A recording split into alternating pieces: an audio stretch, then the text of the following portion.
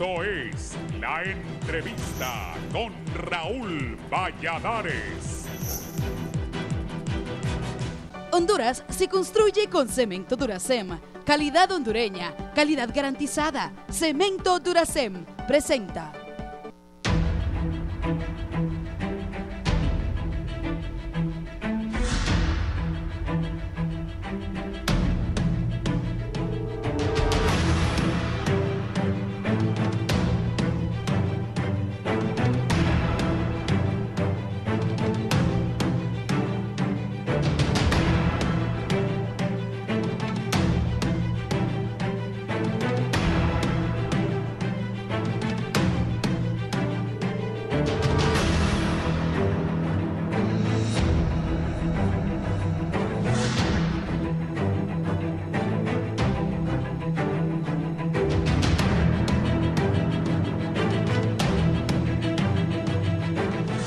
A pocas horas que el país recibió un duro golpe al concretarse la finalización del estatus de protección temporal para más de 51,000 hondureños en Estados Unidos, tras que una corte de apelaciones en San Francisco, California, respaldara la decisión del gobierno de Donald Trump, ahora en el país, familiares y los propios connacionales amparados bajo este beneficio están a punto de enfrentar su retorno al país o arriesgarse a ser deportados, siendo antes capturados durante las redadas ejecutadas por ICE. Ahora, con los efectos que tendrá esta decisión en la nación norteamericana y que impactaría en la economía de Honduras, en el Congreso de la República se está consensuando la posibilidad de aprobar alrededor de 28,000 millones de lempiras en concepto de préstamos para que el Poder Ejecutivo lleve a cabo varias obras. En el Congreso de la República se está consensuando la posibilidad de aprobar alrededor de 28,000 millones de lempiras en concepto de préstamos para el Poder Ejecutivo. El vicepresidente del Congreso Nacional, Hugo Noé Pino, reveló que al menos 4 préstamos que superan los 1,162 millones de dólares esperan ser aprobados esta semana en el Pleno del Legislativo. El presidente de la Comisión de Presupuesto detalló que los créditos están destinados a financiar el Presupuesto General de la República 2025 e incluyen un acuerdo con el Fondo Monetario Internacional, un préstamo del Banco Mundial y recursos del bono temático, así como fondos de la Corporación Andina del Fomento. Otros diputados de oposición mencionan que el monto solicitado es desproporcionado a pocos meses de finalizar el ejercicio fiscal y sería un acto irresponsable aprobar estos préstamos, por lo que piden a todas las bancadas no ausentarse y evitar que con suplentes se apruebe este crédito. Esto se suma a lo reiterado por el titular del hemiciclo legislativo, Luis Redondo, quien sostiene que en el Congreso está a punto de ser aprobada la Ley de Justicia Tributaria, una reforma fiscal que a criterio de Libertad y Refundación es necesaria para que los que más tienen paguen lo que deben y no se sigan aprovechando del pueblo hondureño, quienes contribuyen en mayor medida con los impuestos. No obstante, la oposición asegura que no apoyará esta ley porque sus consecuencias serían malas para Honduras. Honduras se construye con Cementos Duracem. Calidad hondureña, calidad garantizada. Cemento Duracem presentó.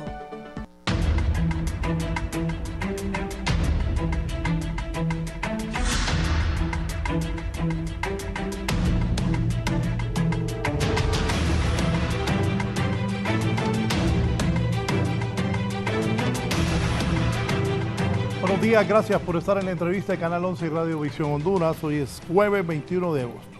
Vamos a hablar de tema económico hoy. Esto del cancelamiento del TPS, ¿qué tanto va a afectar la economía hondureña? Y diferentes temas como préstamos que se buscan aprobar en el Congreso Nacional de la República, el deslizamiento del dólar, esa revalorización que informábamos la semana pasada del Empira.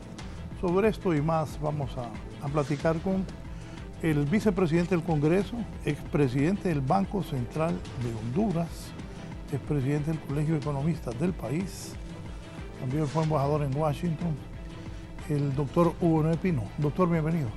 Buen día Raúl, me siento muy contento de estar con mi colega, el presidente del Colegio Hondureño de Economistas. Gracias. Aquí con nosotros don Juan Carlos Hernández, el presidente del Colegio de Economistas de Honduras. Buenos días.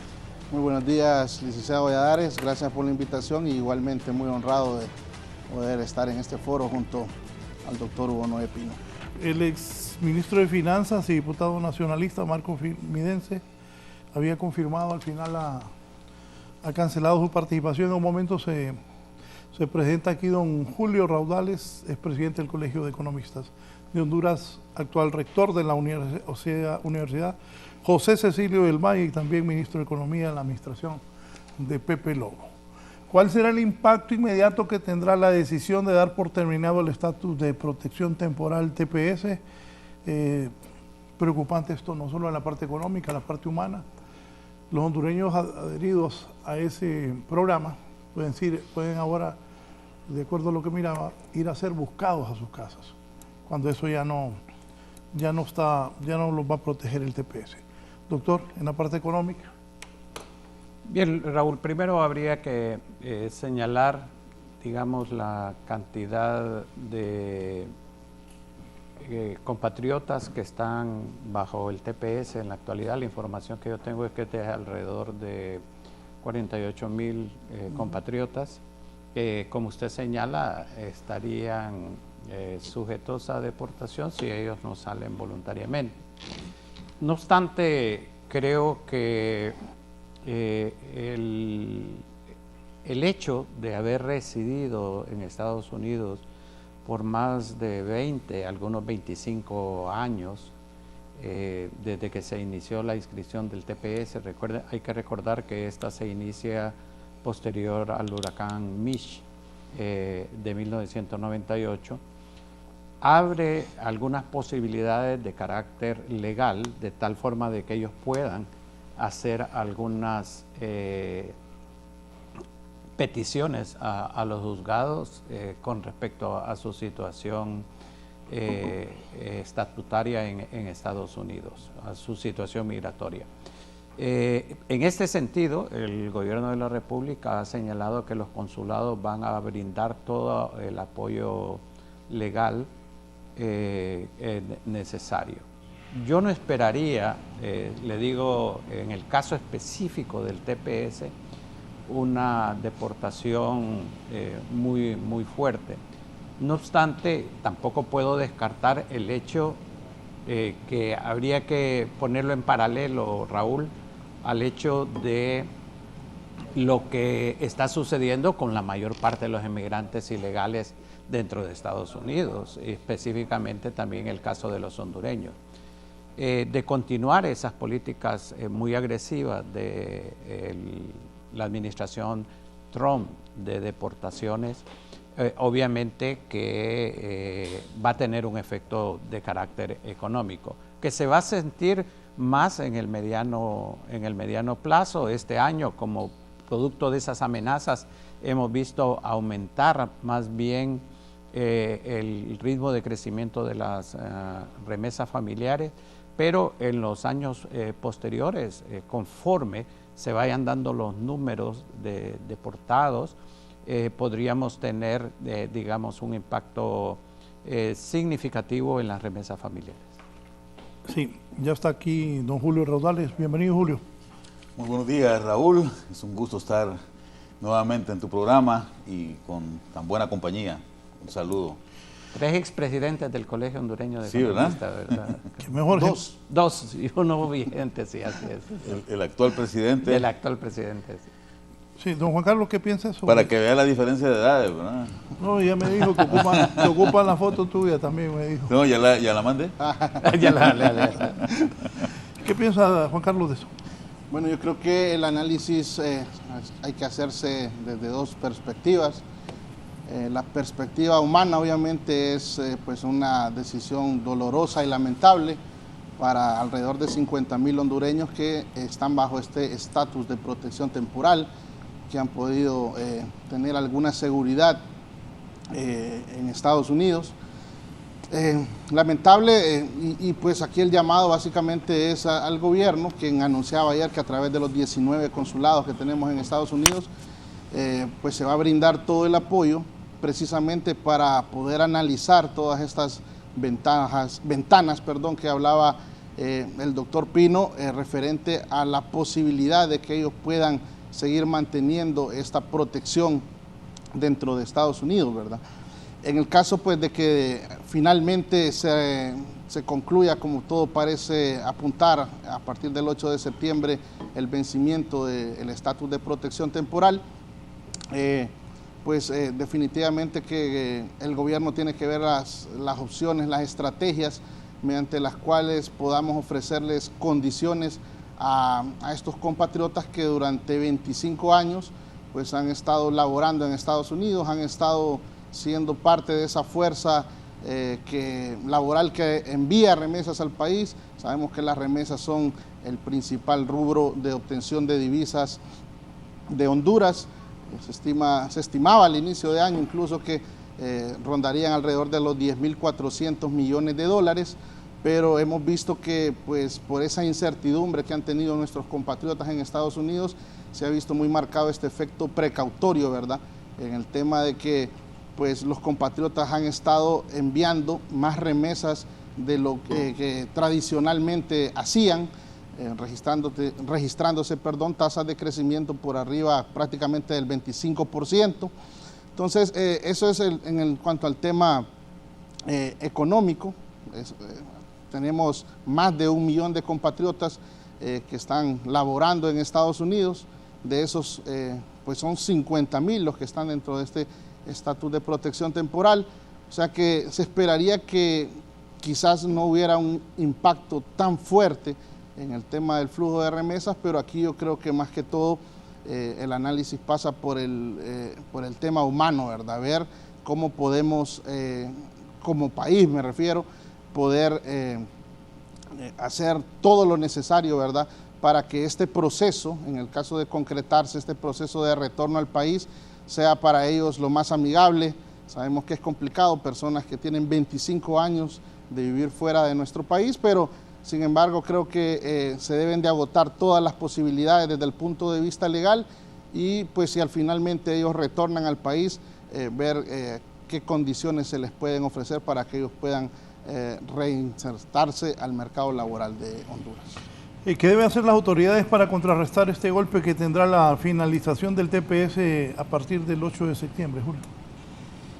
Es un tema complejo, Raúl. Primero porque, si bien es cierto, tenemos a mano el dato de cuántas personas, como ya mencionó el presidente del Colegio de Economistas, cuántas personas pues quedan descubiertas de este estatus de protección temporal, no podemos asegurar cuántas de ellas van o están pensando en retornar efectivamente al país. Yo tuve la posibilidad, cuando se dio la mala noticia hace más o menos un mes, creo, de que el TPS no se renovaba, de conversar con varios de ellos, con varias de las personas, sobre todo los dirigentes de los movimientos de migrantes allá en Honduras, y básicamente el sentir de la gente es que no quieren regresar, que ellos ya hicieron su vida allá, que van a buscar alternativas. Por supuesto que algunas de ellas van a irse para algún otro país, ¿verdad? Y definitivamente no cabe más acá que a las autoridades que abrir las puertas, ¿no? Generar algunas alternativas que permitan a esta gente integrarse nuevamente. Yo creo que la gran ventaja es que son personas que han acumulado un capital humano importante durante su estadía. Hay que recordar que para ser beneficiario del TPS, el requisito fundamental era haber entrado a Honduras antes del 5 de febrero, creo, del año 5 de enero o 5 de febrero, no recuerdo bien, del año 1999. Quiere decir que estas personas todas tienen más de 26 años de estar allá, sin excepción. Entonces, son personas que algunas de ellas ya tienen empresas bien montadas, que ya tienen trabajos bien definidos, que tienen una formación clara, que tienen familia y un arraigo allá. Y creo que eso no deja de ser una ventaja. O sea, miremos, como dicen por ahí, el vaso medio lleno, ¿verdad? ¿Qué cosas pueden más bien venir a aportar si es que al final deciden regresar al país? Y abrir esos espacios, conversar con ellos, son gente que está bien organizada también allá, creo que se puede hablar directamente con ellos a nivel de autoridades acá en el país y buscar alternativas que permitan que puedan integrarse adecuadamente a nuestra sociedad y más allá de ver lo malo, más bien ver en qué pueden aportar ellos como empresarios, como profesionales, etcétera, para el bienestar de Honduras, ¿no? Doctor Pino, su experiencia como embajador en Washington, ¿qué le dice de todo esto? Me dice precisamente lo que señalé anteriormente, Raúl, en el sentido de que los compatriotas que están bajo el TPS pueden buscar alternativas de carácter legal. Y voy a recordarles algo. Como usted señala, a mí me tocó gestionar una de las primeras extensiones del TPS cuando el presidente era el ingeniero Carlos Flores Facusé. Y yo recuerdo que el número de hondureños acogidos al TPS en ese momento era alrededor de 110,000, 120,000 hondureños. Entonces la pregunta es, ¿qué pasó que en los sucesivos renovaciones del TPS, que generalmente eran por 18 meses, fue disminuyendo esa cantidad hasta la cantidad actual que, de acuerdo a la información que yo tengo, es de alrededor de 48,000 compatriotas? Quiere decir que esa diferencia, en algún momento, una parte importante fueron legalizando su situación dentro de Estados Unidos y otra parte pudo haber regresado a nuestro país, pero la mayor parte legalizó su situación. Y eso puede ocurrir ahora. Como señalaba el presidente Juan Carlos del colegio, es una tragedia humana. Esa parte es importante destacarla, porque obviamente poner a una familia que ha vivido por cerca de 25 años en una situación de incertidumbre, pese a que no creo yo que van a ser objeto, digamos, de búsqueda o cosas así, por lo mismo que ha dicho el presidente Trump, que ellos tienen prioridad con aquellos que no han ido a las audiencias de deportación, criminales o que han violado la ley, pero aún así crea un estado de incertidumbre que obviamente afecta a la familia. Así que la mejor recomendación en este caso es que inicien los trámites legales, que los busque proteger su estadía. Algunos definitivamente pueden tomar la decisión de regresar a Honduras, en donde, como señalaba Julio, pueden hacer muchos aportes en función de sus capacidades humanas construidas a través de todos estos años. Licenciado Juan Carlos.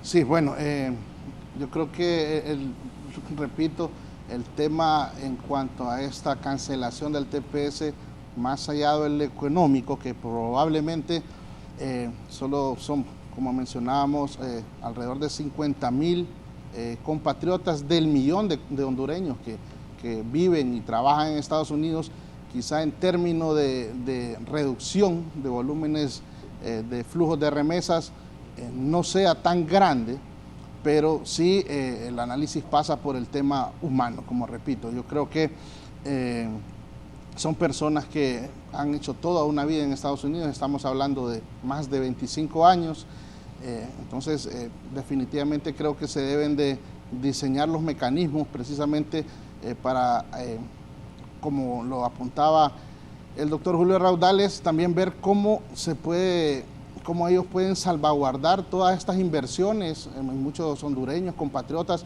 que tienen inversiones en Estados Unidos, que han acumulado capitales en Estados Unidos, producto de esa protección que les cubría a ellos y les permitía pues tener un trabajo de mucho mayor calidad que el resto de compatriotas que viven en Estados Unidos y trabajan de manera ilegal, ¿verdad?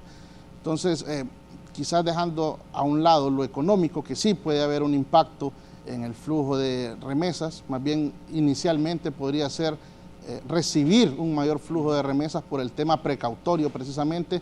Ellos intentan retornar al país estos capitales, este dinero que han podido acumular fruto de su trabajo, pero que también posteriormente podría haberse disminuido esos flujos, ¿verdad? Entonces, creo que en el tema, en cuanto a la captación de remesas, esperaríamos que no haya un impacto tan fuerte. Entonces, el análisis se centra quizá un poco más en el tema humano y en ver cómo el país puede brindar soluciones a nuestros compatriotas para que ellos tengan precisamente esa seguridad de poder retornar al país esos capitales, esos montos de dinero que ellos han podido acumular, ellos, sus familias, y poder regresar de una forma más tranquila y segura al país, si es que deciden hacerlo.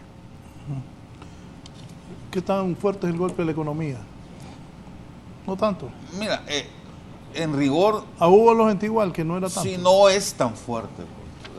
No es que vamos a tener una debacle, como bien decían los colegas. Lo que se está viendo ahora más bien es lo que los economistas llaman un overshooting, ¿no? Es decir, un efecto fuerte en principio, con miras a que después se va a volver a estabilizar en lo que respecta al tema del ingreso de remesas.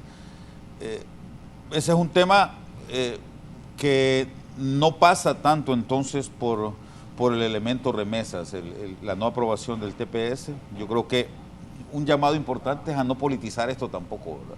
Hay gente que ya está buscando culpables afuera a quien no debe. Esta es una decisión soberana del gobierno de los Estados Unidos. Lo que ha sucedido siempre prácticamente es que los afectados con estas lamentables decisiones ponen una demanda o un recurso ante cualquier juzgado en los Estados Unidos y generalmente se han denegado estos recursos. Sucedió con Venezuela, ha sucedido con Nicaragua y con algunos otros países a quienes se les ha denegado o se les ha suspendido este estatus de protección temporal, que vale la pena siempre recordar también el nombre, ¿verdad? Es un estatus temporal, ¿no? Que se ofrece o que se empezó a ofrecer en la década de los 90 a consecuencia de algunas situaciones de catástrofe que se dieron en algunos países, tanto a nivel político como a nivel natural, ¿no? Y como repito, el gran problema es que muchas de estas personas que estaban acogidas al TPS, pues ya tenían un arraigo en aquel país. Como bien decía el doctor Hugo Noé Pino, al principio, que eran más de 120,000 familias las que se acogieron a esto, se fue reduciendo porque muchas de ellas fueron al final legalizando su estatus, buscando algunas otras alternativas que les permitían estabilidad y que los tiene tranquilos en este momento. Es decir, como repito, yo estoy tratando de ver el vaso medio lleno, ¿verdad? Si empezaron 120,000 personas o 120,000 familias que se acogieron a este estatus, quiere decir que en este momento hay 70,000 que ya podríamos decir tienen un permiso, una green card, ¿verdad? Y en algunos casos incluso ciudadanía ya norteamericana, ¿verdad? Pero lamentablemente hubo algunos otros que no pudieron por distintas razones que no vale la pena mencionar quizás en este momento.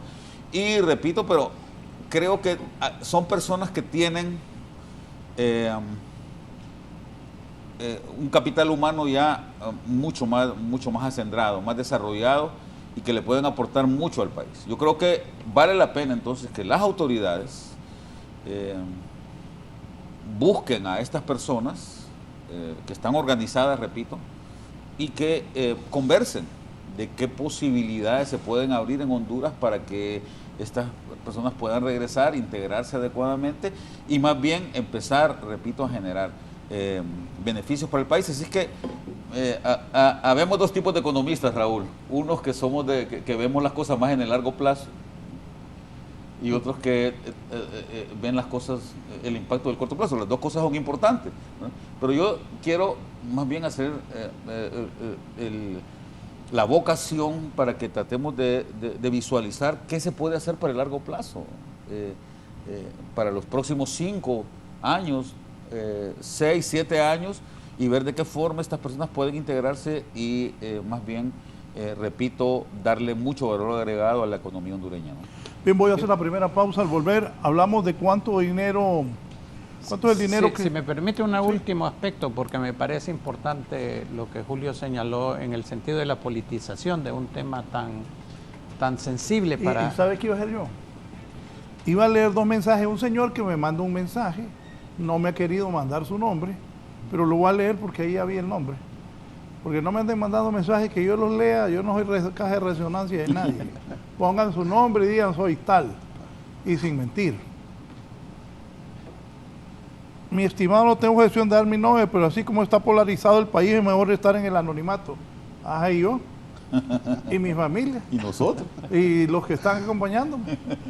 Es que le pregunto, y solo es para lo que dice, aquí lo voy a reafirmar. No. Y en Honduras es, si se hace, malo. Y no se hace, también es malo. Me dice el señor aquí que se llama Carlos Alberto Díaz, creo, Olivera. Dice, Raúl, buenos días. Nuestros compatriotas radicados en el país del norte y que se fueron buscando una mejor calidad de vida que su país de origen no les brindan hoy posible de retornar a su país. Pero he tenido la oportunidad de interactuar con varios deportados y el supuesto apoyo de $1,000 es subjetivo porque no les dan más de 2 bonos de reclamo de insumos en Banasupro. Ojo a esos $1,000 que dicen dar y no lo están dando, según testimonio de los deportados. Se vayan a otro beneficio de campaña política, y ahí lo que dice el doctor. Debería haber una veeduría sobre el tema. Y me dice el expresidente de la Cámara de Comercio de La Ceiba, José Lanza, la verdad de esto es por las malas políticas exteriores y mensajes negativos contra un país que nos ha ayudado mucho y ha sido nuestro mayor aliado. No creo eso yo. Hoy, lo que existe hoy, país con muchos políticos, es un espíritu malo de hipocresía. El mensaje está claro, fue una decisión de Trump, fue una campaña de Trump. Y Trump ha cortado a varios países. Así es. Me extraña que un hombre como don José, no hay que politizar esto. Es la verdad. Y ya viene un nuevo gobierno. Es la verdad, doctor.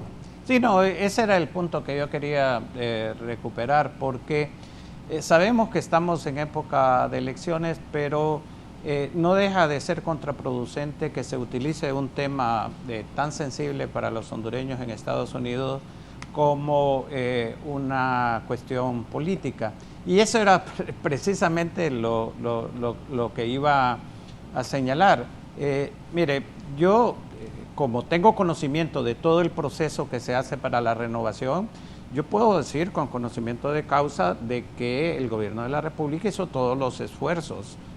Habló con el Congreso, habló con el Departamento de Estado, con el Departamento de Seguridad, la Secretaría de Seguridad en Estados Unidos, agrupó grupos de apoyo a los inmigrantes, que existen muchos en Estados Unidos. Pero como usted dice, Raúl, esta es una decisión de Trump desde la primera administración. Desde esa vez ya Trump había señalado una ruta, y tampoco se puede decir que es aplicable únicamente a Honduras. Miren, Estados Unidos critica fuertemente al gobierno de Venezuela, y en Estados Unidos hay bajo TPS 500,000 venezolanos y les eliminaron el TPS. Los cubanos que antes tenían un estatus, si ustedes recuerdan, de que solo pisaban terreno de Estados Unidos, inmediatamente les concedían el asilo político, también les terminaron el TPS a algunos que estaban. Entonces, no hagamos de esto una cuestión política, es desafortunadamente una política general de los Estados Unidos, de tal manera de que no lleva ninguna dedicatoria ni tiene nada que ver con las relaciones o lo que se pueda hacer en Honduras. Así que lo mejor es tratar de ver cómo se le apoya a los hondureños en el Congreso Nacional. Ayer empezó la discusión de un decreto en donde todos aquellos, tanto deportados como voluntariamente o deportados por los Estados Unidos, van a recibir una liberación de impuestos de todo lo que tenga que ver con el menaje de casa, carros y otros beneficios. Lo de los $1.000 que señalaba el compatriota, los $1.000 quien lo ofreció fue el gobierno de Estados Unidos, ¿verdad? Y en el caso de Honduras, los ofrecimientos que se han hecho acá, yo creo que tiene toda la razón en el sentido de hacer la veeduría general, en el sentido de si se le están cumpliendo lo que se prometió con los deportados. Sí, me dice don José Flores de San Pedro Sula, de acuerdo que es una tragedia humana. No debería de ser así, deberíamos de tener un país al que al perder su derecho legal del TPS en los Estados Unidos pudieron tener la opción de venirse a Honduras y que ya tienen arreglados los problemas por los que se fueron.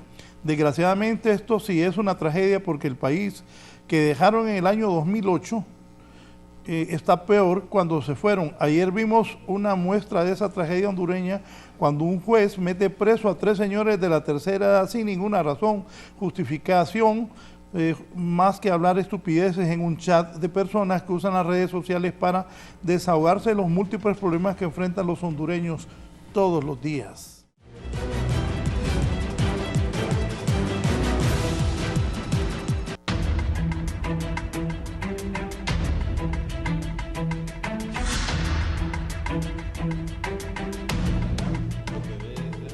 Bien, vamos al aire. Les digo yo, vamos al aire porque me acuerdo Marvin Ponce. Sí. Entonces mejor avisarle a la gente que está. De acuerdo. Desde esa vez puso de estos plásticos. Sí, Raúl. Sí. No, y una vez, en el programa de Renato. En el programa de Renato se pues disparó. así es que a uno le avisan, ya vamos al aire. Ajá. Pero estábamos, cuando uno está platicando y nos da cuenta que está al aire, jale cualquier cosa Sí, que el invitado pueda, que no quiera que salga al aire. Bien, aquí dice, saludos a mi amigo Denis Zapata, no pudimos vernos, pero Denis, me alegra que esté bien. ¿Cuánto es el dinero que el Congreso Nacional busca aprobar en préstamos y para qué se va a utilizar? Doctor, ¿es cierto que se habla aproximadamente de 28 mil millones de lempiras? Sí, Raúl, sí, en efecto, el monto de los préstamos que están actualmente en discusión es de 1.000 millones de dólares, pero lo que a mí me ha extrañado mucho en esta discusión, Raúl, es que ese monto de endeudamiento se sabía desde antes del 8 de febrero, yo diría desde septiembre del año pasado, en donde fue planteado el presupuesto general de la República, que llevaba un endeudamiento total de 70.000 millones de dólares, Raúl. Y de esos 70.000, 28.000 solo es una parte. Yo entiendo, y esto por los partidos de oposición en el Congreso Nacional, que se quiere hacer como campaña política de esta situación. Pero estos recursos están presupuestados, son para financiar el presupuesto actualmente en curso, cuyo detalle está en el presupuesto aprobado en el campo de salud, en el campo de educación, en el campo de infraestructura, en campo de seguridad, etcétera. Entonces no es ninguna sorpresa. Yo creo que es una actitud muy negativa de los partidos de oposición oponerse en el Congreso Nacional a la no aprobación de este préstamo. Inclusive, recuerden que este presupuesto general de 2025 fue aprobado en febrero por mayoría de votos, si no, no estuviera vigente. Entonces, inclusive aquellos que votaron a favor ahora dicen tener reserva. Yo creo que tienen más la visión puesta en las elecciones generales del 2025 que en un razonamiento económico propiamente dicho. Para usted. Bueno, comparto con el doctor Pino porque en el sentido de que estos préstamos, pues como bien lo apunta él, ya habían sido previamente incluidos al momento de elaborar el presupuesto. Y más allá de eso, como gremio, quisiéramos rescatar la buena gestión que se ha hecho por parte del tema de gestionar la deuda.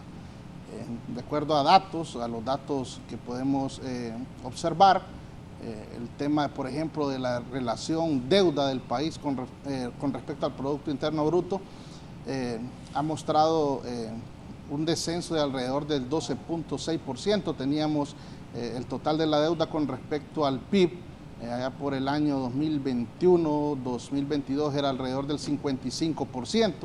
Ahorita pues estamos registrando un porcentaje del 43%, o sea, una disminución significativa que pues hace que el tema de poder contraer esta nueva deuda no se vea como algo alarmante, ¿verdad? Porque el país ha dado señas de poder cumplir a cabalidad con esta deuda que ha contraído e incluso, repito, disminuyendo el porcentaje de la deuda con respecto al Producto Interno Bruto, que es pues el principal indicador de crecimiento económico, ¿verdad? Y también pues cuando hacemos un análisis quizás más de carácter regional, podemos ver como algunas economías parecidas a Honduras en la región, por ejemplo, en el caso de El Salvador, esta relación deuda-PIB anda alrededor del 83%, países como Costa Rica tienen un 60%, República Dominicana un 58%, entonces yo creo que aquí pues los colegas economistas sabemos esto de que el tema no es alarmarse por contraer deuda, el tema pasa más bien por ver qué objetivos se van a cumplir con esa deuda que se va a contraer. Se ha anunciado que en el caso de esta deuda pues va a ser incluso ligado con el tema que mencionábamos anteriormente del TPS, para diseñar estrategias que puedan de alguna manera dar un mejor trato al migrante retornado. También en el caso de la deuda que se colocó en los mercados internacionales el año anterior, pues orientada básicamente al tema de programas sociales y el tema ambiental también. Yo creo que esas son noticias positivas, sobre todo cuando recordamos que en 2017, en 2020, que salimos a los mercados internacionales a colocar deuda, eran básicamente para cumplir con el pago en el caso de la NE. Entonces, para concluir, yo creo que esto, si bien quiero tomar las palabras del licenciado Raudales, yo creo que son temas, cuando uno los ve desde la perspectiva económica, los entiende, sabe que el país está en la capacidad de hacerlo. De hecho, fueron aprobados, fueron incluidos como parte del financiamiento del presupuesto para este año, y son cosas que, o mejor dicho, son temas que no deben de ser politizados también. Yo creo que ese es el grave problema que como país tenemos, más allá de los indicadores económicos, que si crecen o no crecen en la medida que todos quisiéramos. Yo creo que el tema de politizar hace bastante daño al país, y en este caso de la deuda pienso que es algo que es manejable. El país, en el caso de Honduras, necesita contraer deuda para poder financiar estos programas de apoyo en el caso de infraestructura vial, en el caso de salud, que estamos viendo la construcción de los diferentes hospitales que ha anunciado este gobierno. Entonces, desde el punto de vista gremial, no vemos como algo alarmante la contratación de esta deuda, apoyados precisamente en todos estos datos que acabo de enumerar, como es la disminución del porcentaje de la deuda. Sí, antes de darle la palabra a don Julio, doctor, lo que pasa es que como es campaña política, que el Libre va a usar ese pisto para qué, ¿ah? ¿Y por qué quiere el Libre nuevos préstamos? Es que no son nuevos, yo Raúl. sí, pero lo que no, sí, han hecho es la campaña. Sentir es que no son nuevos, ¿verdad? No son nuevos porque están dentro del presupuesto, y la contraparte del gasto está establecido ahí, en qué se van a gastar. Usted mismo dice que unos que votaron a favor. Sí, ahora que votaron a favor del presupuesto, aprobaron ese presupuesto. Ya hay un marco referencial, de hecho. Exactamente. En el cual pues se indica. ¿Y ante ese escenario, Julio? A ver, yo quisiera comenzar comentando lo que dicen los colegas. En general, cuando a mí me preguntan, que recibo llamadas a veces de diputados de distintos partidos de oposición, preguntándome y me mandan incluso los proyectos de decreto para que yo les comente. Lo primero que yo les comento es, mire, amigo, usted votó este presupuesto y en ese presupuesto estaba por lo menos ya la asignación presupuestaria para buscar el financiamiento para financiar, valga la redundancia, o perdón la redundancia, para buscar el financiamiento necesario para cerrar esa brecha que se da en el presupuesto. Eso es cierto. También es cierto que muchos de estos préstamos provienen o se dan después de un estudio o de un análisis de sostenibilidad de deuda, es decir, que no es financiamiento que carece de un respaldo para poder garantizar que se va a cubrir los criterios tanto de liquidez como de solvencia, que son los dos grandes criterios que se utilizan para medir la deuda, el impacto de la deuda en la macroeconomía. Entonces, por ese lado, yo creo que no debería de haber mayor discusión. Repito, me parece una cacofonía de parte de la oposición, en este caso, estar a estas alturas del año poniendo trabas para que se aprueben préstamos que ellos mismos, a los cuales ellos mismos le dieron el visto bueno a comienzo del periodo. Dicho esto, yo también quiero hacer un matiz. Yo creo que debemos de cuidar mucho que el presupuesto público o que el gasto de gobierno, como se le llama en las cuentas nacionales, no esté generando un efecto de desplazamiento a los esfuerzos privados para que la economía crezca. ¿Eso qué significa? Significa que el gasto debe concentrarse en aquellos elementos que catapulten el crecimiento económico que genera fundamentalmente el sector privado. Entonces, los economistas de todos los matices, los keynesianos y los chicaguianos, por decirlo de alguna forma, o sea, los más liberales y los menos liberales, porque Keynes también era un liberal. Lo que sucede es que era más proclive a que hubiese gasto público, ¿verdad? O que el gasto público pudiese de alguna manera cubrir algunos problemas que se dan en el ciclo económico. Pero todos ellos están de acuerdo en que, repito, el gasto debe ser complementario al esfuerzo privado. El gasto público debe ser complementario y no desplazar el esfuerzo privado. Porque aquí estamos hablando de un juego suma cero, Juan Carlos y Hugo. Si el gobierno gasta más, le está quitando recursos al esfuerzo privado. Y si los... A ver, todo gasto, y esto es algo que yo les enseño a mis estudiantes cuando les hago el curso de finanzas públicas, que ya hace tiempo que no lo hago, pero que me gusta mucho darlo, les digo, a ver, todo gasto público tiene un beneficio y tiene un costo. Lo que hay que valorar es que el beneficio sea superior al costo que tiene. El costo fundamentalmente es que cuando el gobierno gasta, repito, como ese gasto se financia con impuestos y los impuestos provienen del sector privado, entonces le está quitando espacio al sector privado para que pueda invertir, para que pueda generar un mayor crecimiento futuro.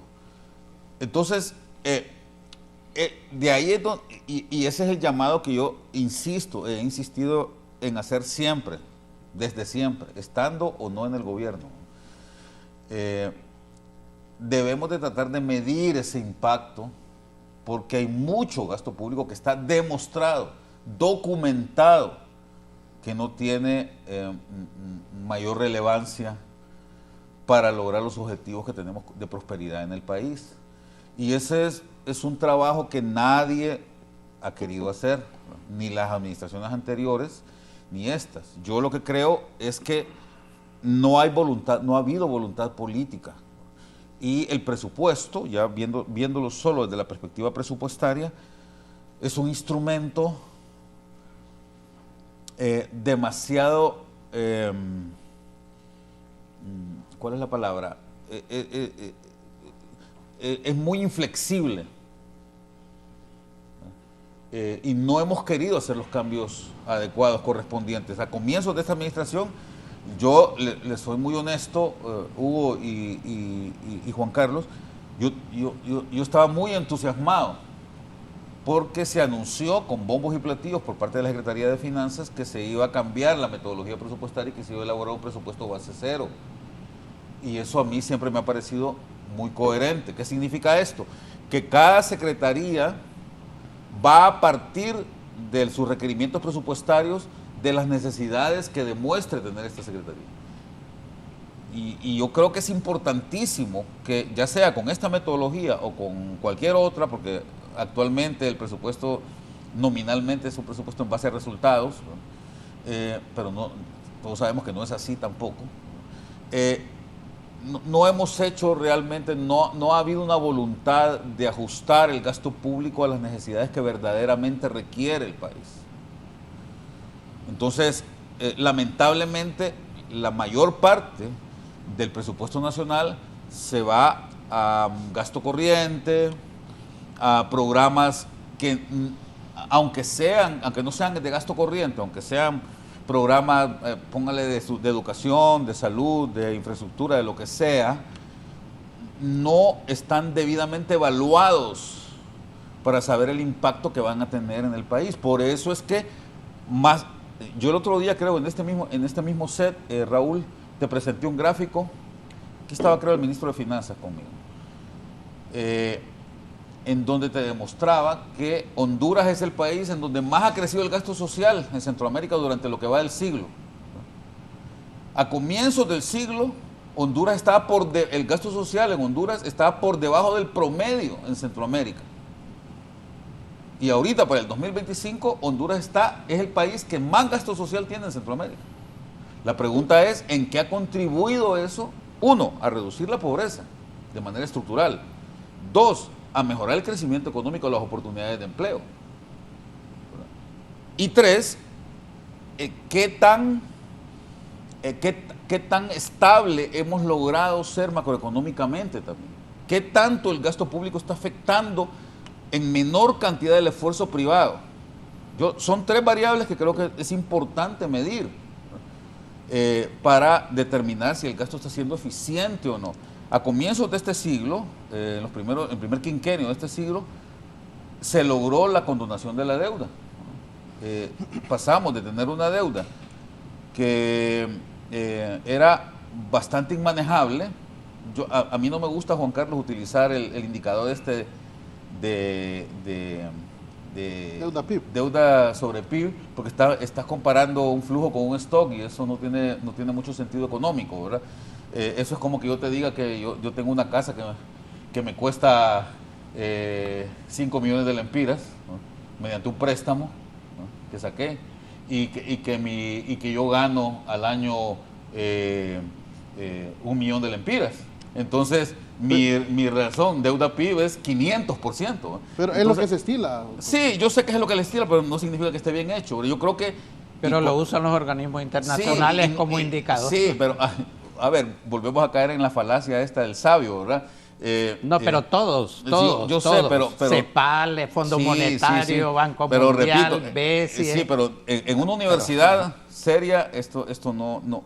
Yo creo que, y además cuando nos vinieron a medir el tema del endeudamiento, del sobreendeudamiento del Banco Mundial a finales del siglo pasado, y que repito, culminó con la condonación de la deuda, con el alivio de la deuda, mejor dicho. Los 2 indicadores claves eran el indicador de liquidez, qué tanto mi gasto, mis ingresos tributarios, que sí son un flujo, ¿no?, qué tanto mis ingresos tributarios me sirven para pagar el servicio de la deuda. Ese es un indicador, ¿no?, correcto. Y otro, qué tanto mis exportaciones, mi nivel de exportaciones, me sirve para pagar el servicio de la deuda externa, ¿no? Entonces, esas 2 cosas sí me ayudan, pero no nos vamos a meter a estos temas que son estrictamente pero técnicos. el punto principal que hizo Juan Carlos se mantiene, Julio, de que bajo cualquier análisis, bajo cualquier indicador... ¿Que se bajó? No, de que Honduras tiene actualmente una deuda sostenible. De que No. la sostenibilidad de la deuda... Y yo lo dije al comienzo de la discusión. Precisamente por esos indicadores. Sí. Bueno, sí, pero No, a ver, el análisis de sostenibilidad de deuda que hace Finanzas es por otro lado, el Banco Central. No va necesariamente por ese lado, por eso le digo. Pero no nos metamos en esa discusión. El punto acá es que debemos de tratar de garantizar que el nivel de endeudamiento que vamos a adquirir sea útil para mejorar el bienestar de las futuras generaciones. Porque la deuda, Hugo y Juan Carlos, ustedes lo saben también como yo, son impuestos futuros. Es decir, vamos a tener que quitar ingresos del sector privado en el futuro para poder pagar lo que estamos obteniendo hoy. Por lo tanto, si yo me endeudo hoy, tiene que ser con miras a que en el futuro ese proyecto para el cual yo me estoy endeudando me genere suficiente rentabilidad social de manera que las generaciones futuras lo puedan pagar. Entonces, yo creo, doctor, que eso apoya un poco el tema de la yo no me voy a cansar de poner el dedo ahí. No me voy a cansar de poner el dedo ahí, porque a comienzos de este siglo se hizo una serie, como te repito, en 25 años, Juan Carlos, se ha aumentado el gasto social. Y es a instancias de los organismos internacionales, quienes han empujado esto y quienes le dijeron al gobierno de Honduras en aquel tiempo, tienen que aumentar el gasto social, son los organismos internacionales, ¿verdad? Que debieron haber sido las mismas autoridades quienes tuvieran esta iniciativa de aumentar el gasto social, ¿verdad? Pero la pregunta es, ¿qué resultados ha tenido en 25 años esto? ¿De qué nos ha servido? Por eso para mí es tan importante este dato de que en el año 2000 estamos por debajo del promedio en gasto social de Centroamérica. Y en este momento tenemos más gasto social que Costa Rica. Fíjate bien qué interesante. Y sin embargo, la pregunta es, ¿cuál es el resultado? En 25 años, no estoy hablando de estos 4 años. Yo ayer les decía a unos colegas que me invitaron a desayunar para hablarles de economía. Les decía, a ver, miren, juzgar a un país... fueron del Partido Nacional. Sí, juzgar a un país por 4 años de gobierno no tiene sentido. Hablemos de ¿Oíste lo que largo. te dijo? Ajá. ¿Para qué no oíste lo que te dijo? No. Dejo que te invitaron, 16 eran del Partido Nacional. No. Era un organismo internacional, Hugo. Todos eran extranjeros. No, de los 25 años de gobierno se refiere al doctor. Que mencionaste. No, pero es que mire cómo mete cizaña. Él es el que mete cizaña. No, pero es lo que creí. No. Yo le decía que de los 20 años que dice de gasto social, yo sé que Hugo es incapaz de meterse a esa discusión conmigo. No. Pero ¿Qué fue lo que le dijo usted? No, dice que usted que de las personas que me reuní ayer dije que 16 eran nacionalistas. De los que le invitaron a desayunar. No, era como un organismo internacional. Pero es lo que le digo. A ver, nadie puede juzgar el desenvolvimiento de las políticas públicas en 4 años.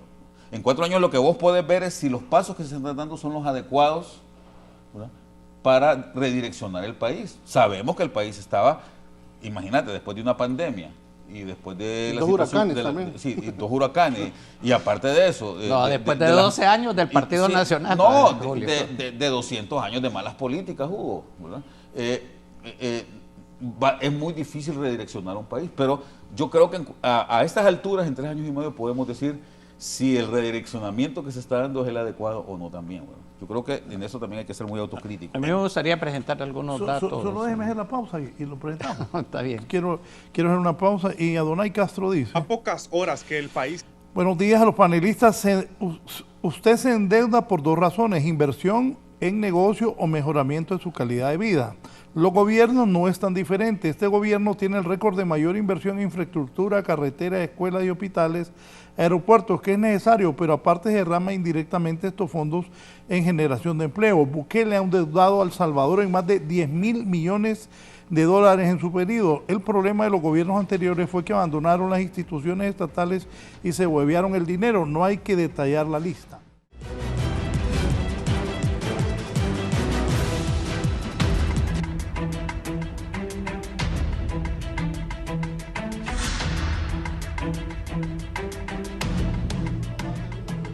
Bien, continuamos. Doctor, tenía una presentación. Sí, vamos a pedir que nos la coloquen ahí para dar rápidamente una... No, la otra, por favor. Estas son las de... Sí. Mire, esta es un poco una trayectoria histórica del crecimiento. ¿Y por qué la traigo? En el 2008 el monto de la deuda era de 3.000 millones de dólares, ha subido en el 2021 a 15.679. La siguiente, por favor. O sea, del 31 al 50. La siguiente, luego voy a regresar a esta, la segunda. Esta es la deuda de la administración en lempiras. La siguiente, por favor. Porque lo que quiero señalar, esto es lo que señalaba el presidente del Colegio Hondureño de Economistas, los porcentajes de la deuda como porcentaje del PIB, que realmente demuestra un manejo adecuado de la misma. La siguiente, hay una que específicamente me gustaría presentar. La siguiente. Luego voy a volver a estas, pero quiero la que tiene que ver... la anterior, por favor. Vamos a ver la anterior. Búsquenla ahí, esa. Sí, este es el servicio de la deuda de esta administración, 6.6 del PIB que se está pagando. Hay una que tiene las cantidades en lempiras. Miremos más adelante, por favor.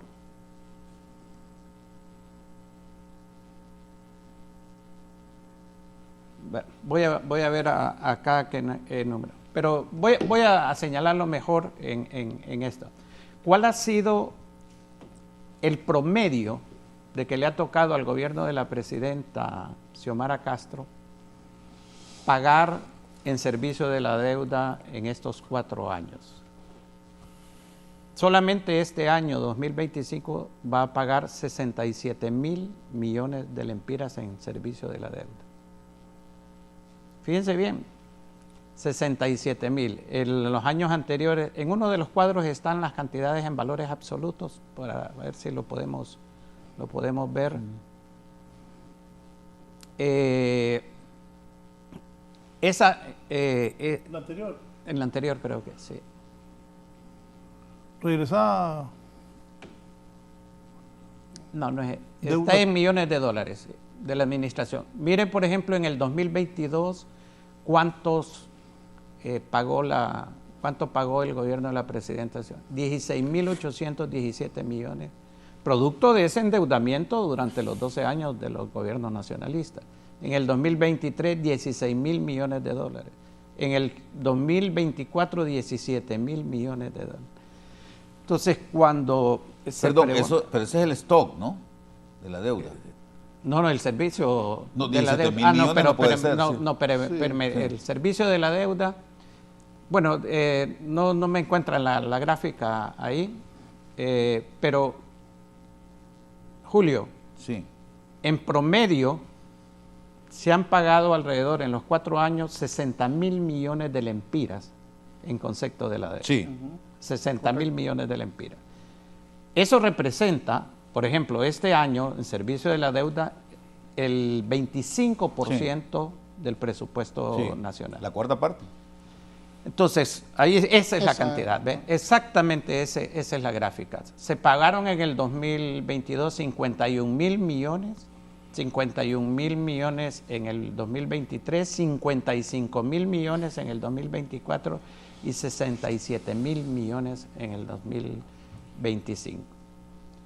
Entonces, cuando hablamos del gasto en general, también tenemos que tomar en cuenta esas necesidades de ese financiamiento. ¿Y qué es lo que ha sucedido en este gobierno? Pese a esas limitaciones, como señaló uno de los televidentes, la inversión en energía eléctrica, la inversión en construcción de hospitales, la construcción en carreteras, que nadie puede negar, y la inversión social han sido altamente muy fuertes. Entonces, el presupuesto general de la República ha implicado, y uno de los elementos más claros, y Julio lo conoce muy bien,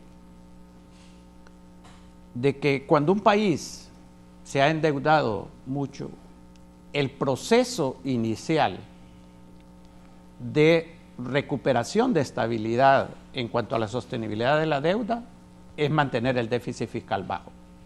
Y eso lo ha logrado este gobierno.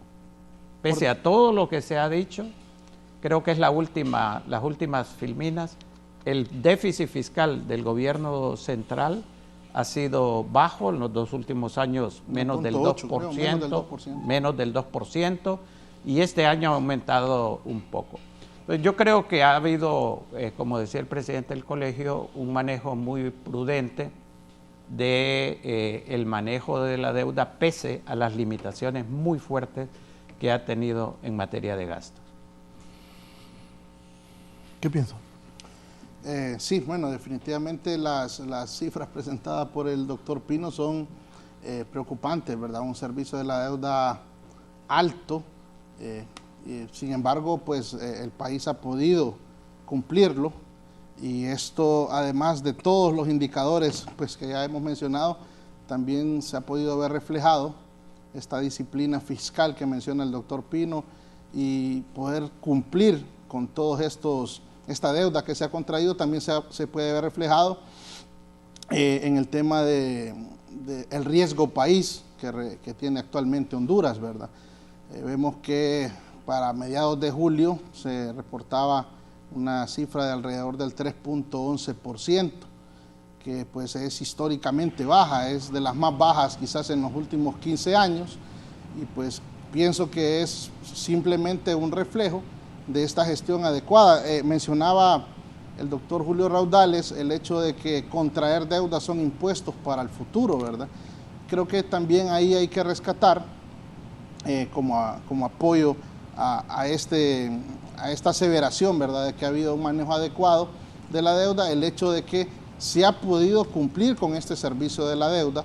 Honduras ha podido honrar esa deuda contraída en años anteriores, sin que esto signifique un incremento en los impuestos del país. Entonces yo creo que definitivamente, por donde lo miremos, creo que ha habido una gestión importante en el manejo de la deuda.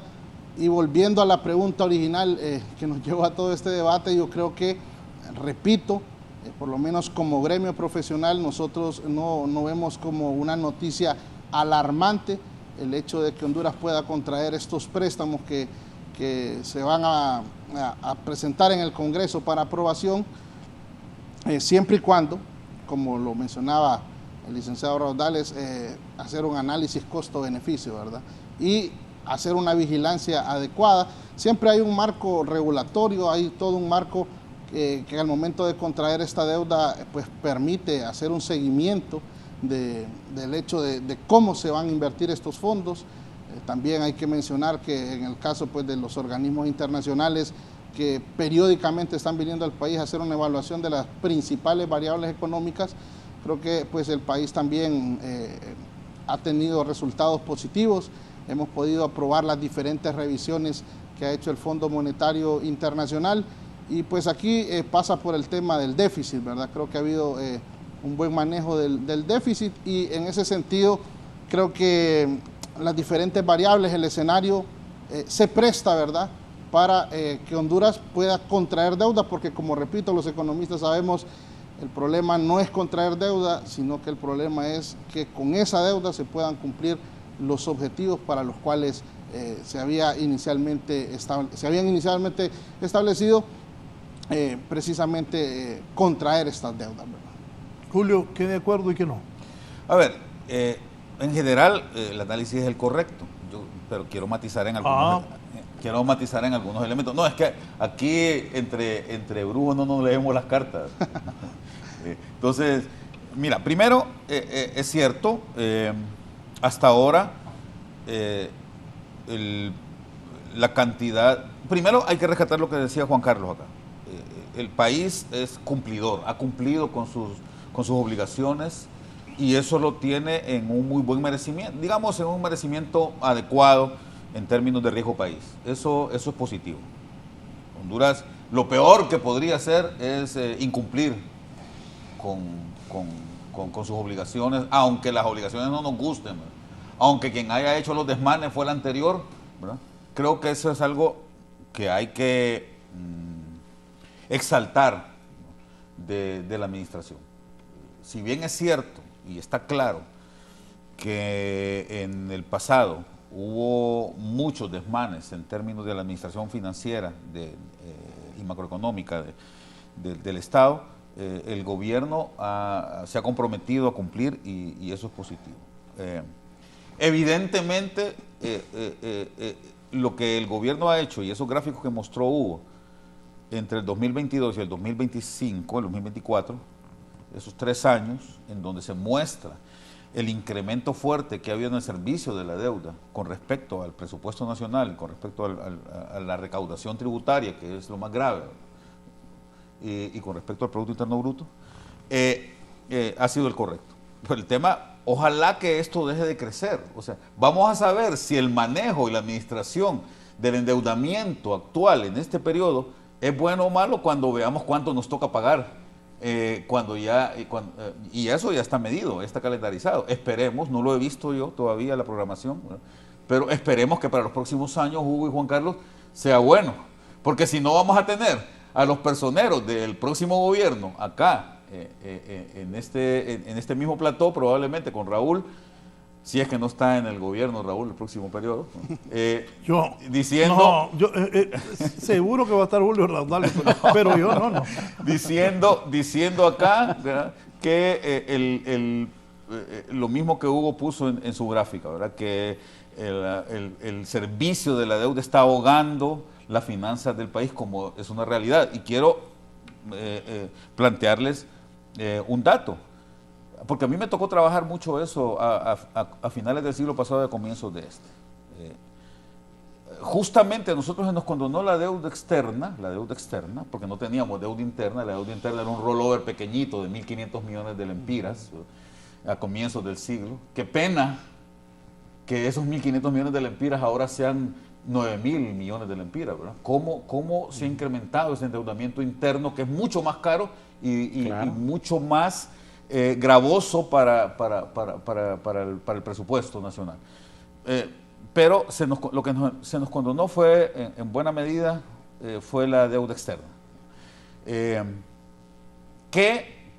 cuyo servicio en aquel momento representaba aproximadamente un 70% de la recaudación tributaria. Y ese fue uno de los medidores que nos ayudó, entre comillas, a ser elegibles para esa iniciativa de desendeudamiento que promovieron a finales del siglo pasado el Banco Mundial y el Fondo Monetario Internacional. Resulta que desde el 2008, y eso lo mostró Hugo en su gráfico muy bien, ¿verdad?, para acá, imagínate, quedamos en un nivel de endeudamiento externo bajísimo, Raúl. La deuda se redujo de como 6.000 millones que era a finales del siglo pasado a 1.500 millones en el 2005, gracias a ese desendeudamiento que se dio. Y volvemos otra vez a crecer y tenemos una deuda externa de aproximadamente 10.000 millones de lempiras. ¿En cuántos millones ha crecido la deuda externa? Imagínate, quedamos en el 2005 estábamos en 1.500 millones. Y en 20 años después. En 20 años, ¿verdad?, pasamos de 1.500 casi a 9.000 millones de dólares de deuda externa. Entonces, evidentemente, lo que, y dados los resultados, y yo insisto mucho en eso, dados los resultados que hemos tenido en términos de mejoras en educación, mejoras en salud, mejoras en infraestructura, parece que ese endeudamiento no ha sido muy efectivo. Ese es mi punto. Y repito, ojalá que para las próximas administraciones, cualquiera de ellas que venga, se tome en cuenta este elemento que es tan importante, ¿verdad? Porque no solo se trata de endeudarme más o endeudarme menos. Yo creo que ese no debería ser el criterio, porque endeudarse no es malo. Si no fuera por una deuda, yo no tendría casa. Si no fuera por una deuda, yo no tendría carro, ¿verdad?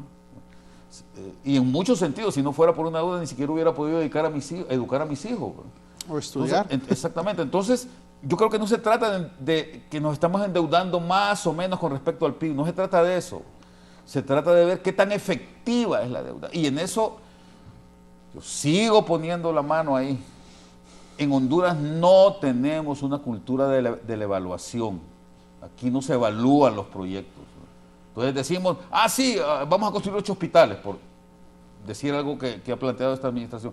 Pero no sabemos de verdad cuál es el impacto social que van a tener. Yo le repito aquí lo que yo le digo a mis estudiantes, si es que todo proyecto tiene un beneficio, ¿verdad? Pero como los recursos son escasos, es importante medir ese beneficio en base al costo de oportunidad que tiene, cuál es la mejor alternativa. Podría ser que esos 8 hospitales estén bien medidos, sus beneficios, yo no lo sé, porque no lo he visto. Nadie me ha enseñado cuál es el beneficio que van a tener por encima de las alternativas que pudiesen haber, ¿verdad? Yo no sé qué beneficio tuvo, por ejemplo, el Trans 450. ¿Quién midió eso? Para no meterme a criticar una sola administración, ¿verdad? ¿Quién midió cuál era el beneficio que podía tener el proyecto de hidroeléctrico de allá de Olancho, de Guayape? ¿Cómo se llama?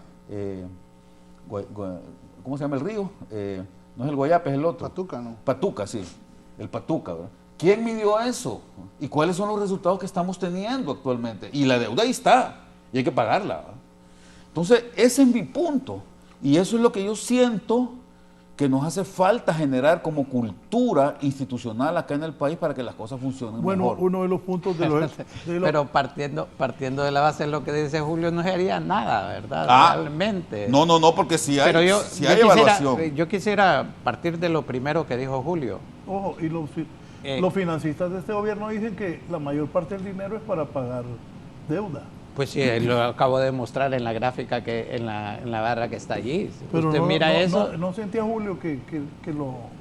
Sí, es que eso es lo que está. Más bien, ahí es donde viene el mérito del gobierno, porque prácticamente los recursos internos, en general, que no vienen del endeudamiento, que vienen de los impuestos, se han dedicado para efectos de inversión pública muy fuerte. Pero lo que le quería señalar a Julio era lo siguiente. Yo creo que sí hay forma, Julio, de ver cuál va a ser el peso de la deuda contraída ahora en el futuro cercano, en el flujo posterior. Y eso es ver las condiciones en que se están realmente contratando. Si ustedes miran los datos de la Secretaría de Finanzas, la disminución en el crédito interno, doméstico, que como tú señalas es más caro y a corto plazo, ha disminuido. Por lo menos el crecimiento ha disminuido, lo cual da un mayor grado de aplicación a el endeudamiento externo en términos concesionales, ¿verdad? Entonces ese es un elemento importante que tomar en cuenta. En general, el endeudamiento, no solamente el manejo de la deuda, no solamente ha sido prudente, sino que ha tenido este elemento también. Obviamente hay algunas excepciones en algunos préstamos, como es el caso del bono soberano, que lo sabemos, pero este gobierno también, a excepción de gobiernos anteriores que contrataron 2, 3 bonos soberanos, solo ha contratado uno. Entonces yo creo que esto es muy importante. Con mejores objetivos también, doctor. Exactamente, con diferentes objetivos. El elemento importante, yo no discuto que debemos de ver la efectividad, y es una de las cosas, Julio, que yo insisto mucho en el gobierno, en el sentido, mire, tenemos que ver el impacto que tiene cada una de las políticas al final para saber los resultados. Pero, por ejemplo, construcción de hospitales. Todos sabemos acá de que la necesidad que hay de hospitales en el país. La saturación del hospital escuela, con la construcción de hospitales en Salamá Olancho, en Santa Bárbara, en Choluteca, en Tocoa, en San Pedro y Tegucigalpa, con solo los hospitales de trauma, que ya está el financiamiento con el Banco Interamericano de Desarrollo en condiciones adecuadas, van a ayudar a proporcionar una mejor servicio de salud, y así en diferentes niveles. Yo creo que es muy importante reconocer los esfuerzos que se han hecho en esta administración por mejorar esos niveles de inversión. En energía eléctrica, esas líneas de transmisión, cómo se han mejorado, subestaciones eléctricas, desde el punto de vista financiero, con la aprobación de las adendas. Creo que yo siempre consideré este gobierno como un gobierno de transición. Veníamos saliendo de un periodo tremendamente deteriorado desde el punto de vista financiero, desde el punto de vista institucional, desde el punto de vista de imagen. Y como bien se señalaba, no se puede pedir que en 4 años se puedan resolver todos los problemas, pero sí son evidentes. Fíjense que es interesante, la estabilidad macroeconómica solo la percibe la mayor parte de la población cuando hay desorden, cuando hay déficits fiscales altos que repercuten, etcétera. Pero en estos niveles en donde el déficit fiscal ha sido bajo, casi nadie habla de eso, ni le reconoce. En los reportes de los organismos internacionales es que las buenas noticias no son noticias. No son noticias. Sí, a ver qué dice nuestro amigo Raúl sobre eso. Bueno, ¿y los del gobierno son especialistas en pelearse con la prensa? Ajá, ¿qué dice? Se la devolvió. No, pero es que mire, Raúl, hay una prensa, sinceramente, hay unos colegas suyos que ahora son activistas políticos, ¿verdad? Y usted sabe a quién me estoy refiriendo, pero abiertamente activistas políticos. Entonces, ¿cómo no se va a pelear uno con una persona que toma una noticia y le cambia completamente el significado? Mire, yo leo las portadas de los periódicos y de los periódicos digitales, y a mí, sinceramente, cuando hablan de campañas de odio, de críticas, pero si es que ahí están reflejadas esas campañas tergiversando todas las cosas, hasta con mentiras realmente. Entonces, obviamente, hay una reacción de parte de una persona normal, que es un funcionario. Y le voy a poner un ejemplo. El préstamo del Banco Centroamericano, que dice que se le cambió la orientación al ministro de la CIT, y todos sabemos, Julio conoce, Juan Carlos conoce, los préstamos de los organismos internacionales para modificar su destino requieren una serie no se puede. No se puede. Tiene que ir al directorio otra vez. Tiene que ir de nuevo, como que fuera un nuevo préstamo. Como que si fuera un nuevo préstamo. Sí. Pero y además tiene un costo. Irresponsablemente salen, desvían con el objetivo de campañas políticas. Entonces, bueno, pero ya nos metimos a otro tema.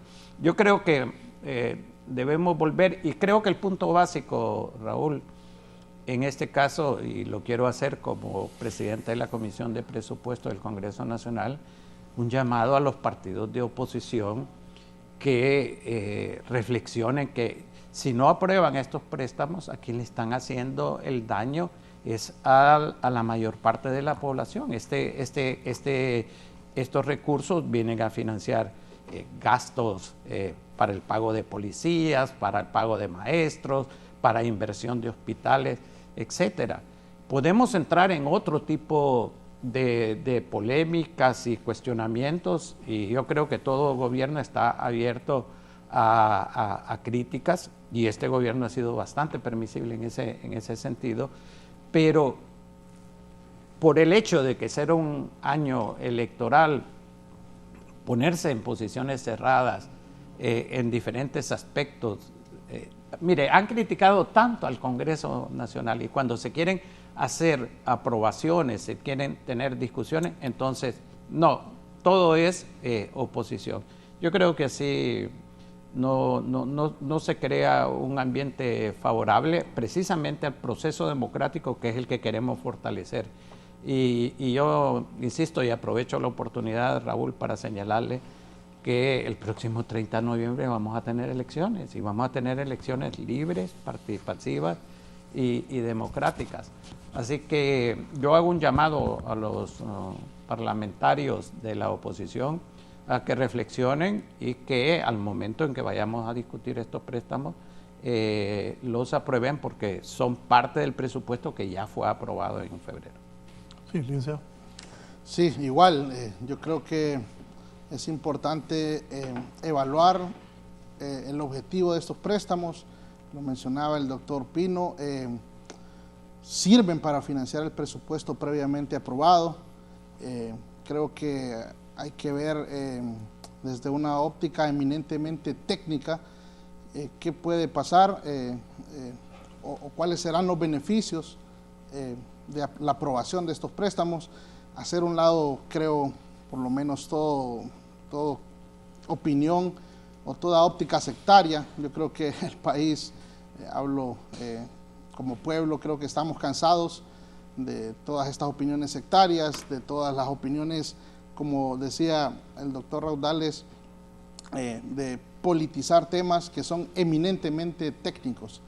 Entonces, definitivamente, como ya lo he dicho anteriormente, creo que sí hay un ambiente, sí hay un escenario que puede permitir a Honduras contraer esta deuda, que va a ser de gran apoyo para que el presupuesto se pueda ejecutar de una manera eficiente, que yo creo que también ese ha sido pues uno de los problemas históricos que ha acarreado el país, el tema de la ejecución presupuestaria, y pues de igual manera hacer un llamado desde nuestro gremio para que pues estas discusiones que se van a sostener en el Congreso para la aprobación de esta deuda que se puede contraer, que prime, ¿verdad?, sobre todo el interés del país, y también pues obviamente que haya un análisis técnico, un análisis eminentemente económico que permita, pues como lo repito, poder ejecutar eficientemente el presupuesto de la nación, para lo cual obviamente es fundamental la aprobación de esta deuda. ¿Cuáles serían las consecuencias para el país en materia fiscal de no aprobar esos préstamos? Bueno, obviamente que se mirarían interrumpidos varios programas que el gobierno tiene actualmente en curso, y el mensaje que manda, fíjese bien, a la comunidad internacional, que una vez firmados los préstamos con organismos como el Banco Mundial, el Fondo Monetario, uno de los préstamos que va a ser aprobado, Raúl, es el producto del desembolso de la segunda y tercera revisión con el Fondo Monetario Internacional de los derechos especiales de giro, de tal forma de que es el esfuerzo que hizo el gobierno, yo diría hasta la colectividad nacional, para mantener el acuerdo con el Fondo Monetario Internacional. Entonces ahora parte de esos frutos, que son los desembolsos que se hacen, estarían en cuestionamiento. Entonces hay un perjuicio general, no solamente desde el punto de vista de gasto público, sino que también de imagen, de que los compromisos que se firman a nivel del Ejecutivo no van a ser ratificados por el Congreso Nacional. Licenciado Raudales. Sí, yo creo que esto no tiene ninguna discusión, ¿verdad? Y no debería ser objeto de debate en este momento. En realidad el presupuesto ya fue aprobado. Creo que ahí en lo único que habría que hacer hincapié es en algo que yo siempre que vengo a estos foros lo repito, ¿verdad? Hay una incultura de la planificación en el país. No hay planificación.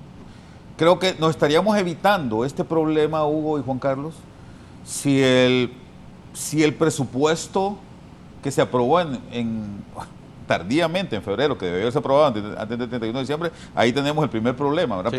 Pero saltémonos ese. Si ese presupuesto que se hubiera aprobado ya hubiese tenido los fondos identificados y los préstamos en curso, ¿verdad?, que es lo que no suele suceder muchas veces.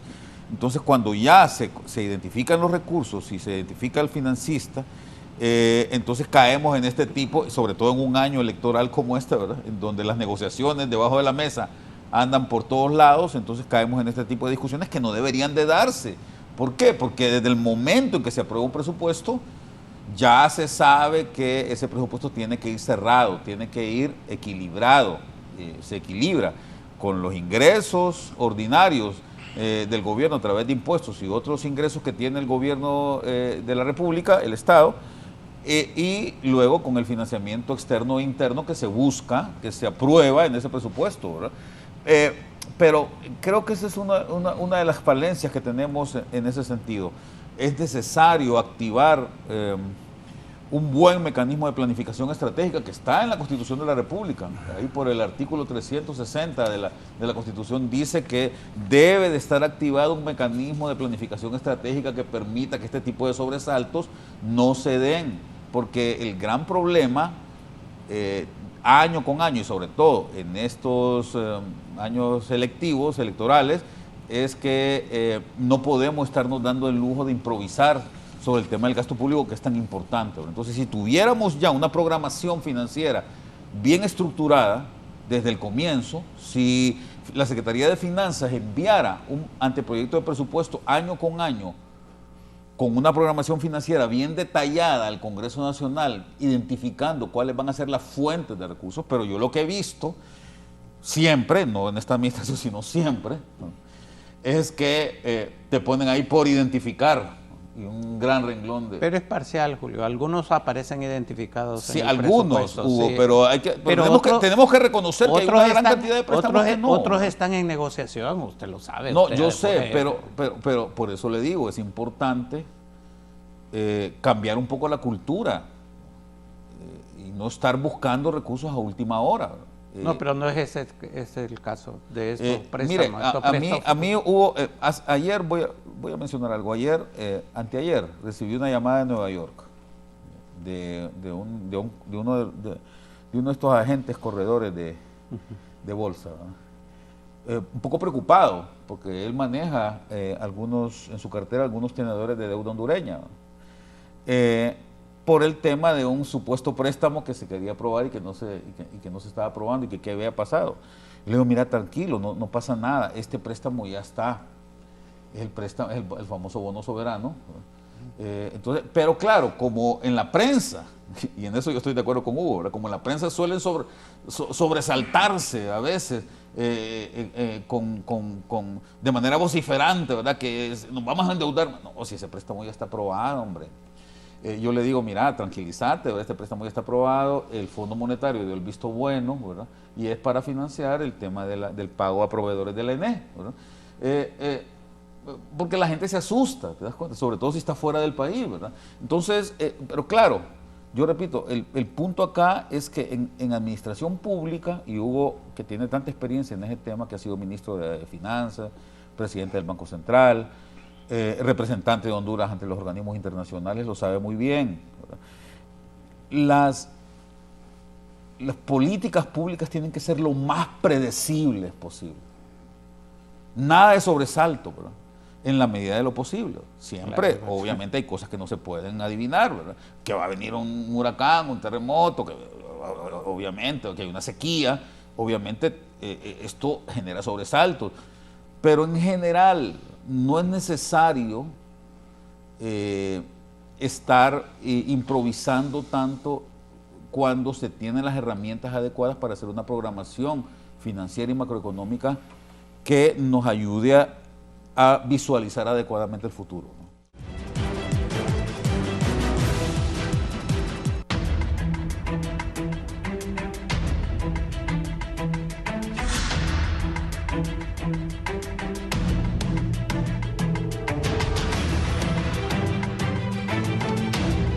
Me dice el viceministro de Finanzas, Roberto Ramírez, dice: saludos a los colegas, todos amigos, muy buen programa, no voy a criticar ninguna opinión porque me parece muy bien, pero hay que tener cuidado con otros profesionales y políticos que utilizan la falacia para sus beneficios y malinformar a la población.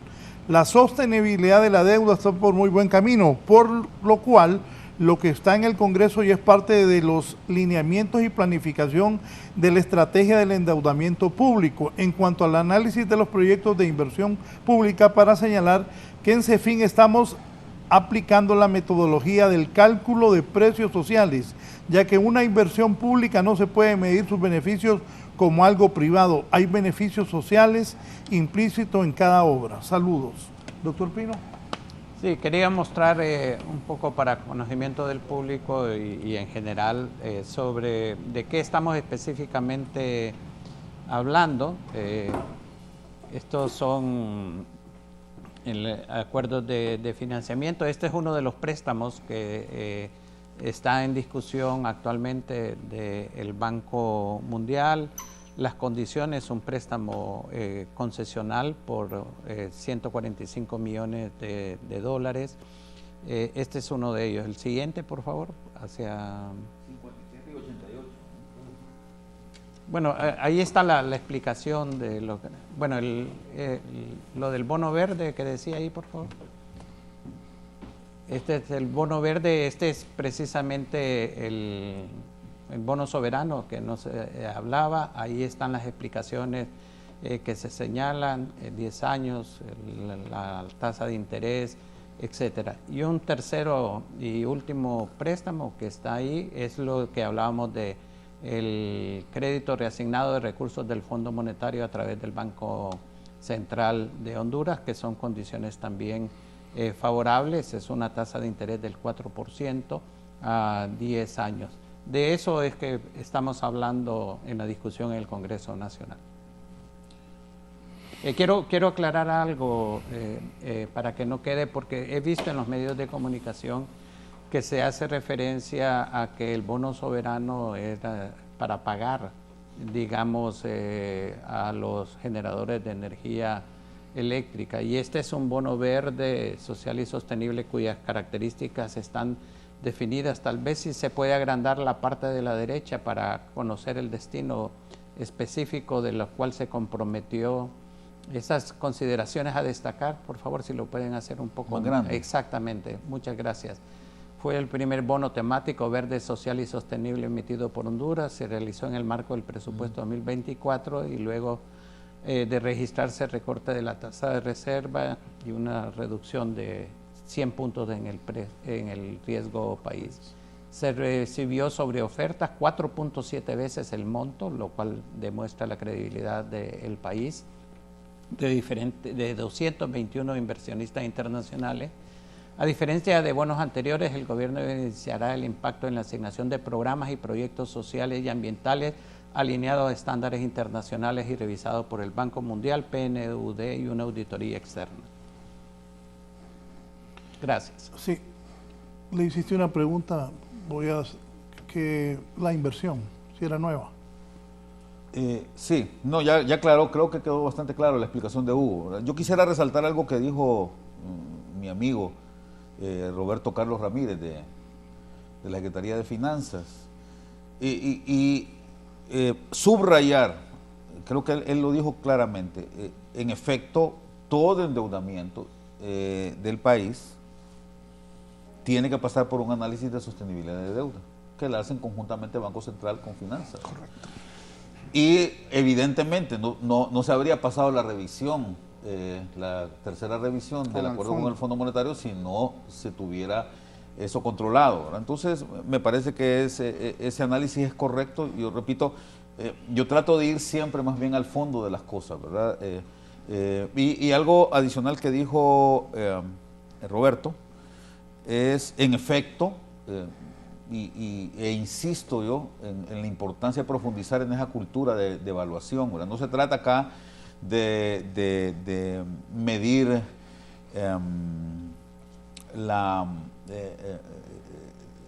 el beneficio simplemente financiero o económico que tiene un proyecto. En este caso, siempre hay que hacer la evaluación social. ¿Qué tanto, y eso significa qué tanto va a contribuir ese proyecto a generar riqueza futura para la sociedad hondureña cuando nos toque pagar esa deuda, ¿verdad? Porque esto es así, es matemática simple, ¿verdad? Si usted contrae una deuda a una tasa de interés X, usted debe tener en el futuro el dinero suficiente para poder pagar esa deuda y además poder seguir manteniendo su nivel de vida o un estándar de vida mejor. O en este caso, doctor, que son orientados a bonos de carácter social, poder ver el impacto que va a tener en la reducción de la pobreza.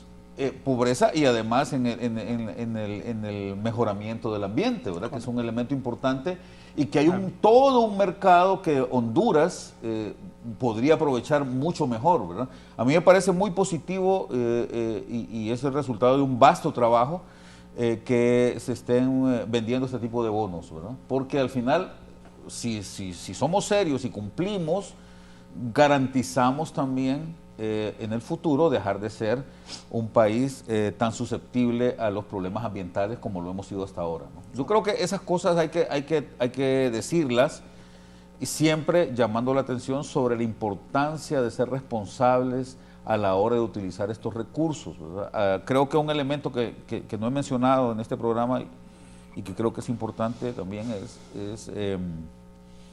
hacer hincapié en la eficiencia presupuestaria que debe tener el gobierno, siempre, ¿verdad? Es cierto, hemos tenido déficits bastante bajos, no desde ahora, ¿verdad? Hay que resaltar que los déficits se han controlado ya desde hace casi una década, ¿no? Los déficits fiscales, pero también enfaticemos en la eficiencia del presupuesto, el cumplimiento del presupuesto, ¿verdad? Porque si no volvemos al mismo problema que estaba yo resaltando la vez pasada, en el segmento pasado, que es la falta de planificación, ¿verdad? Si nosotros nos proponemos gastar X cantidad de dinero, 100 millones de lempiras, y no lo gastamos, entonces estamos evidenciando una falta de planificación adecuada, y creo que hay que ponerle mucha atención a eso, ¿no? Sí. Algo del subsecretario de Relaciones Exteriores, Gerardo Torres, lo han comido los medios, por cierto, indicó que se redujo la pobreza en Honduras. ¿Es cierto eso, doctor? Sí, claro, Raúl, claro que ¿Que un millón de hondureños salieron de la pobreza, dijo Gerardo? Mire, primero reflexionemos sobre cuál es el proceso sobre el cual se basa esa aseveración. Nosotros llegamos con la pandemia a un 75% de pobreza, sí, y como a un 60% de extrema pobreza, lo cual era normal. Fue anticipado por todos los organismos internacionales, no solo Honduras, los demás países en América Latina, que iban a aumentar porque se cerró el país, se cerró el sector informal, por ejemplo, que vendía en las calles o quien atendía en la parte informal, y aún el formal se cerró también. Entonces eso hizo que se incrementara la pobreza.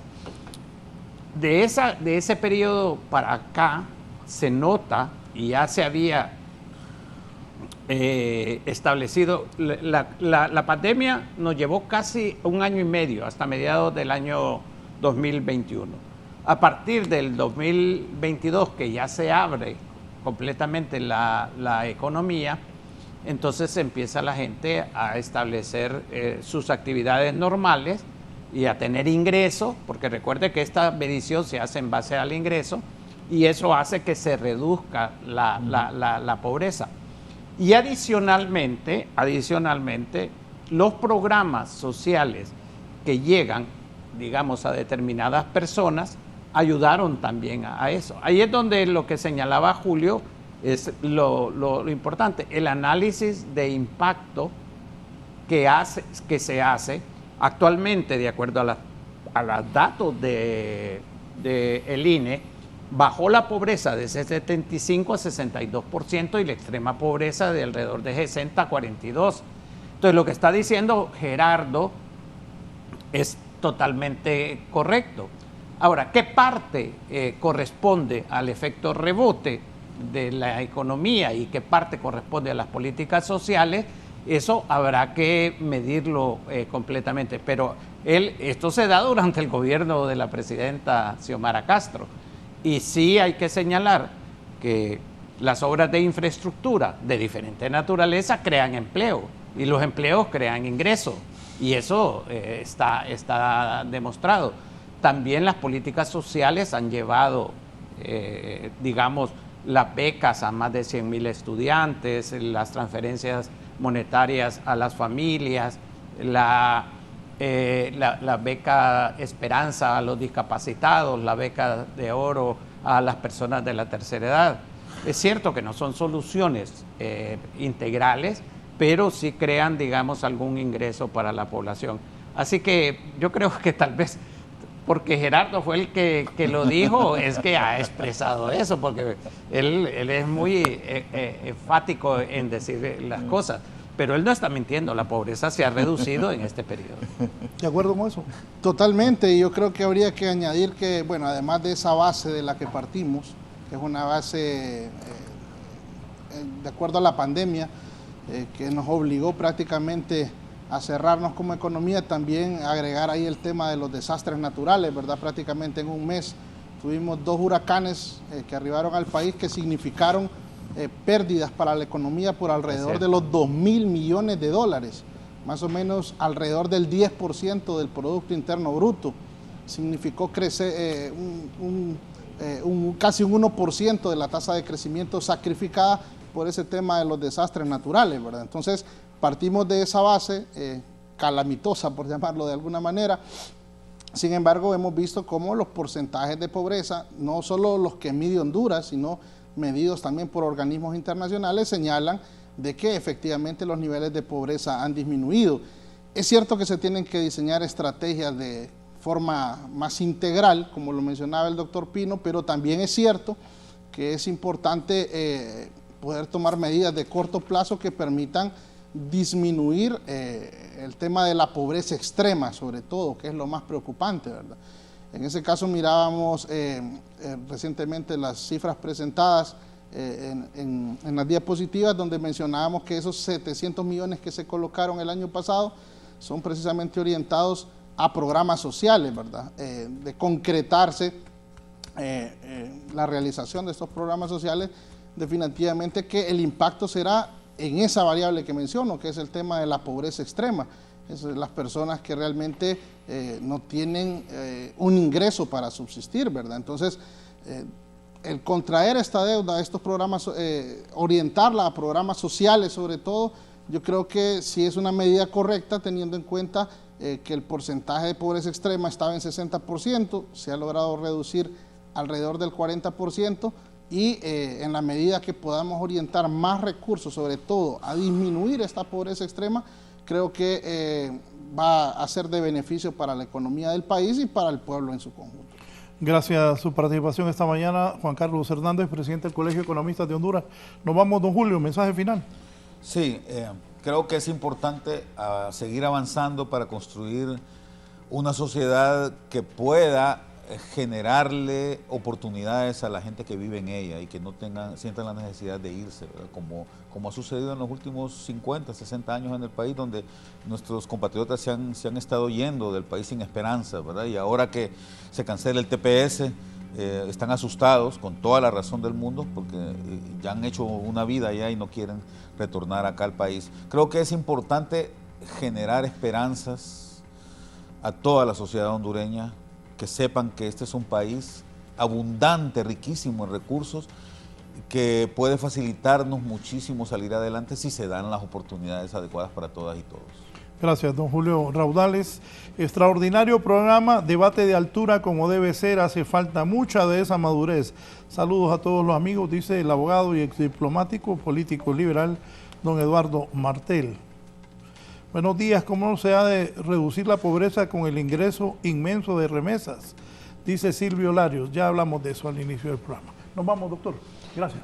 Gracias, Raúl. Solo quiero finalizar dado que el tema que hoy hemos hablado de finanzas públicas, de manejo adecuado de la deuda, reconocer a la abogada Rixi Moncada, que como la primera ministra de Finanzas de este gobierno señaló el rumbo del manejo de las finanzas públicas, proponiendo la derogación de los fideicomisos, estableciendo mecanismos de endeudamiento muy estrictos, y yo estoy seguro que ella como presidenta en el próximo gobierno va a mantener esa orientación de una política fiscal sana. Bien, gracias. Así está el país en la parte económica y estos préstamos. Hay diputados que ya no quieren decir que votaron a favor. Sí, que no quieren votar ahora nuevamente a favor, pero los vamos a convencer. Bien, con tal sea lo mejor para el país, que así sea. Buenos días.